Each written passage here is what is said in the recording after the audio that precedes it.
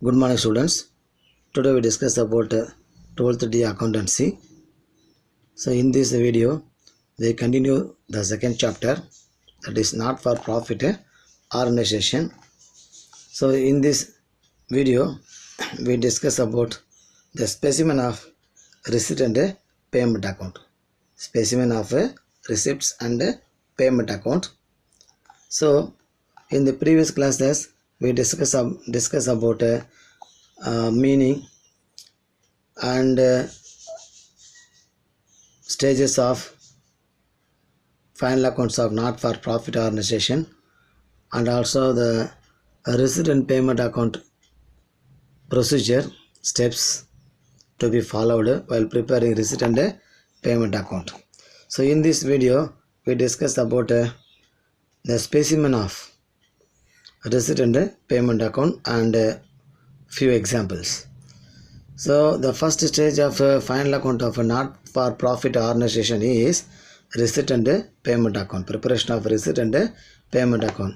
We already discussed about the various steps to be followed in preparing receipt and payment account. This is the specimen to be followed. You can use both the side of your account notebook, some notebook, that is debit side, left side is assumed as receipts, right side, that is credit side, is assumed as payments.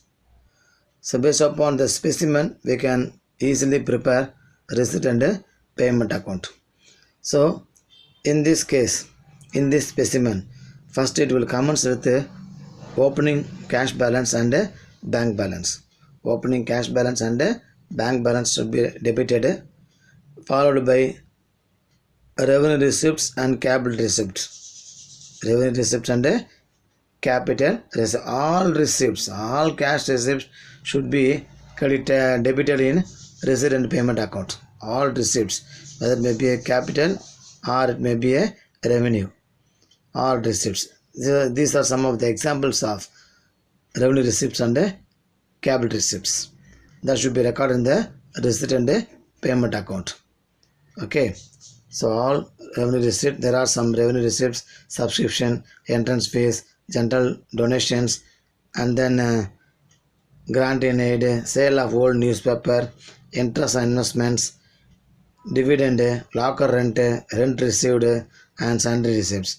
And there are some capital receipts are there: life membership fees, donation for specific purpose, legacies, endowment fund, sale of fixed assets, sale of investments, then receipt for specific fund, and then interest on specific fund investments. All these are capital receipts. Both revenue receipts and cap receipts that should be recorded in the debit side of receipt and payment account. Okay. In the case of credit side, that is right side, payment side, first it will commence with bank overdraft, opening balance of bank overdraft. That should be recorded in the credit side first, followed by all revenue payments and capital payments, all cash payments. That should be recorded in the credit side of receipt and payment account, that is payment side. Salary, rent paid, electricity charges, postage, rent and taxes, insurance, advertisement, telephone charges, entertainment expenses, audit fees, repairs, upkeeping of grounds, and then conveyance charges, newspaper and periodicals, office expenses, and then sundry expenses. All these are some of the example of revenue expenses, that is regular expenses. Then capital payment means once in a year, one time we will make a payment, or during specific period we can pay some payment. That payment is called as a capital payment. That is purchase of fixed assets, investments made, repayment of loan. These are some of the capital payments. And after writing all these informations, we should balance the receipt and payment account. If the balance will arise on the credit side, that is, the debit is more than the credit, means the credit balance will assumed as closing cash in hand or cash at a bank. Suppose if the balance will arise in debit side, that is credit side is more than the debit side, means the balance is assumed as a bank overdraft, closing bank overdraft. So these are the specimen of receipt and payment account. So you can go through this receipt and payment account specimen thoroughly. It is in your textbook, page number 42. Okay, so you can go through it, you can remember, you can make mind in your studies. So, and you can write 2 or 3 times the specimen. It will be better for remembering the specimen.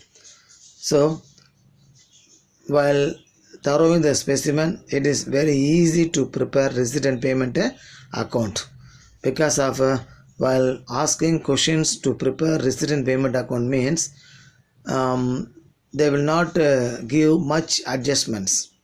They will give some receipts and some payments with the opening balances. You can, as per the specimen, you can record it in your sum notebook, debit and credit. So let us say one example sum.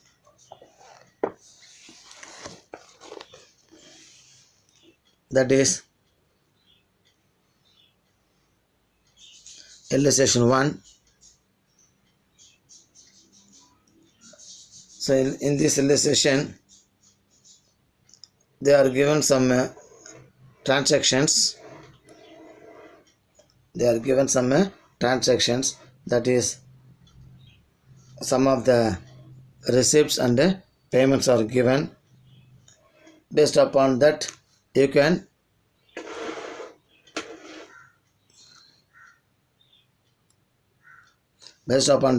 record, based upon the specimen, you can record the receipts and payments. Okay, so in this example sum, illustration 1,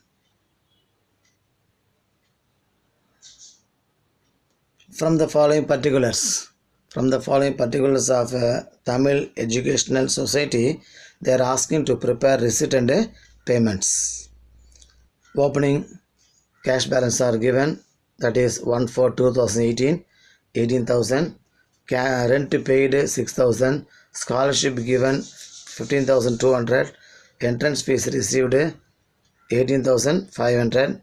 And then building purchased 2,10,000. Staff salary 55,000. Subscription received 2,65,000. These are some of the information given in the example. They are asking to prepare a receipt and a payment account. So in your accounts notebook, you can open both the sides. That is, left side is assumed as receipts, right side is assumed as a payment. First you should write the heading, that is in the books of Tamil Educational Society. In the books of Tamil Educational Society, you can first write the heading, and then you can make necessary columns. That is, one receipt, two amount column, one receipt column and two amount column you can maintain. First, from the sum from the information given in the sum, first take the opening balance, that is opening cash balance is given in the sum itself. The amount is 18,000. So to balance brought down, cash in hand is 18,000. And then entrance fees. Entrance fees is one of the receipt. It should be recorded in the debit side. And then to subscription received, it is also given in the sum, 2,65,000. And then in credit side, rent paid, that is revenue payments. Scholarship be given, payment. Building purchased 2,10,000. Even though it is a capital payment, it should be recorded in the payment side, because of in receipt and payment account, whether it is a revenue receipt or capital receipt, revenue payment or capital payment, all should be recorded in the receipt and payment account. So by rent 6,000, by scholarship given 15,200, by building purchase 2,10,000, by staff salary 55,000. And after writing all the information given in the sum as per the specimen, you can balance the receipt and payment account. So while balancing the receipt and payment account, first add the debit total. Roughly it will comes to nearly 3,01,500, and you can add the credit side, that is 210, 55, 15, 280, 286,200. Credit total is 286,200. So our debit total is highest total. You can write the debit total on both the sides, 3,01,500. Here also 3,01,500. And then you can subtract this amount and credit total. Highest amount is 3,01,500. The least total of credit side is 2,86,200. You can separate it. The balance will come. The balance is 15,300. This balance is assumed as closing cash in hand. Closing balance of a cash in hand. Bank balance is not a given. So closing balance, you can write it cash in hand by balance CD. So likewise, based upon the specimen, first you can thorough the specimen, receipt and payment account specimen, page number 42, and then you can follow the sum. It is an example sum. You can practice once again in your accounts sum notebook, and in illustration 1, based upon that, you can work out exercise 1. You can work out exercise 1, sum number 1 in your textbook. Okay, and complete the assignment. Send a task complete message in WhatsApp group. Okay, thank you.